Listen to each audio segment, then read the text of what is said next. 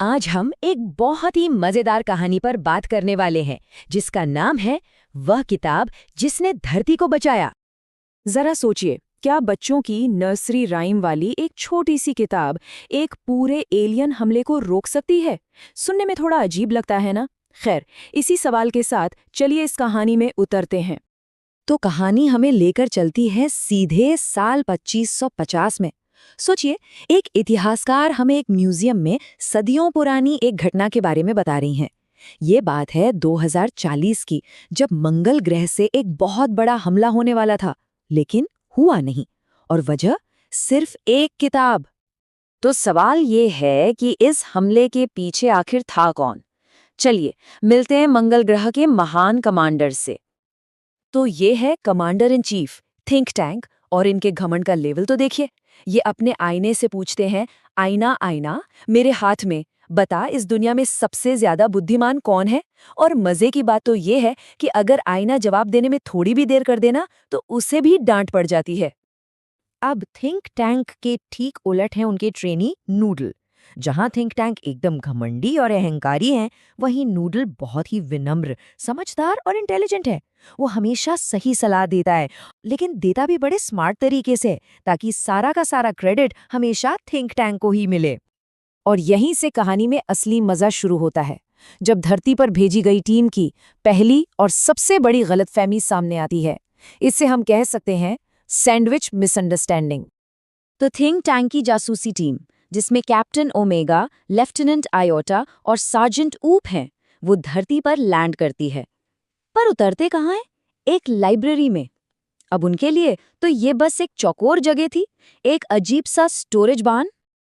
अब इन अजीब चीजों को, मतलब किताबों को देखकर वो सब एकदम हैरान हैं। लेफ्टिनेंट आयोटा को लगता है कि ये कोई गोदाम है, लेकिन सार्जेंट ऊप तो एक कदम और आगे निकल गए।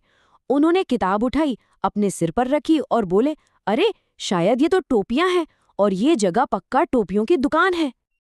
अब बारी आती है थिंक टैंक की, सुप्रीम इंटेलिजेंस की। उनका लॉजिक देखिए जरा।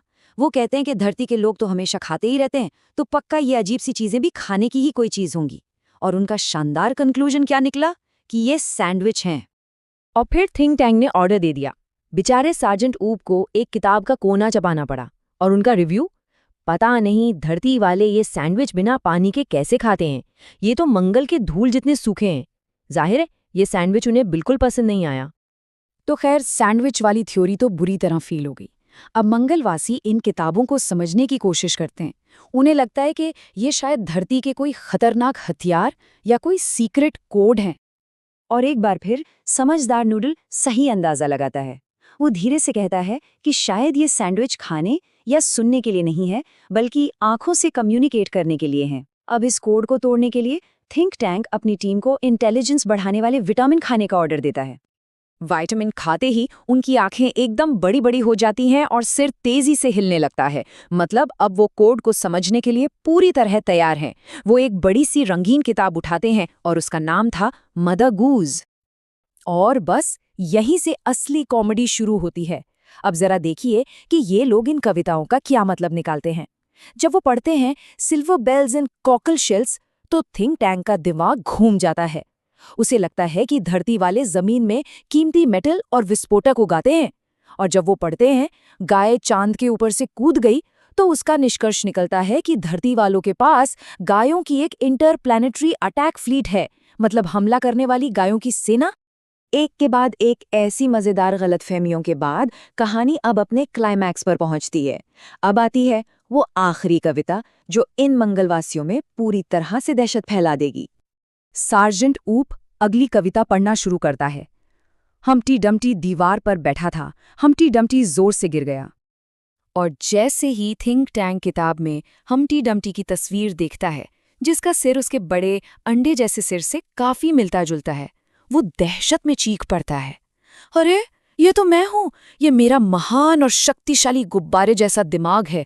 धरती वालों ने मुझे देख लिया है और वो मेरे पीछे पड़े हैं। उसे लगता है कि जोर से गिर गया का मतलब है कि धरती वाले उसे पकड़ने का पूरा प्लान बना चुके हैं। बस यही था वो पल। इतना डर कर थिंक टैंक फौरन हमला कैंसिल करने का ऑर्डर देता है और सिर्फ इतना ही नहीं, वो अपनी पूरी टीम को मंगल ग्रह खाली करने और 100 मिलियन मील दूर अल्फा सेंचुरी भाग जाने का हुक्म देता है। तो इस तरह बच्चों की एक छोटी सी नर्सरी राइम की किताब ने पूरी धरती को बचा लिया। पर कहानी यहीं खत्म नहीं होती। चलिए देखते हैं कि इस मजेदार घटना का आगे चलकर क्या असर हुआ। तो इतिहासकार हमें बताते हैं कि सदियों बाद 25वीं सदी में इंसानों और मंगलवासियों के बीच दोबारा कांटेक्ट हुआ और वे अच्छे दोस्त बन गए। और तब तक वो महान और शक्तिशाली थिंक टैंक जा चुका था और उसकी जगह ले ली थी समझदार नूडल ने। इतना ही नहीं, मंगल की राजधानी मार्सोपोलिस में एक शानदार लाइब्रेरी भी बनाई गई। हाँ, इंसानों ने आखिर मंगलवासियों को सिखा ही दिया कि किताबों और सैंडविच में क्या फर्क होता है। उन्हें पढ़ना भी सिखाया और दोस्ती और ज्ञान के इस लेन देन ने दोनों ग्रहों के बीच के रिश्ते को हमेशा के लिए बदल दिया। लेकिन एक मजेदार बात आज भी कायम है। इतनी सारी लाइब्रेरी और किताबों के बावजूद एक किताब आज भी ऐसी है जिसे मंगलवासी कभी हाथ लगाने की हिम्मत नहीं करते। जी हाँ, बिल्कुल सही सोचा, मदर गूज।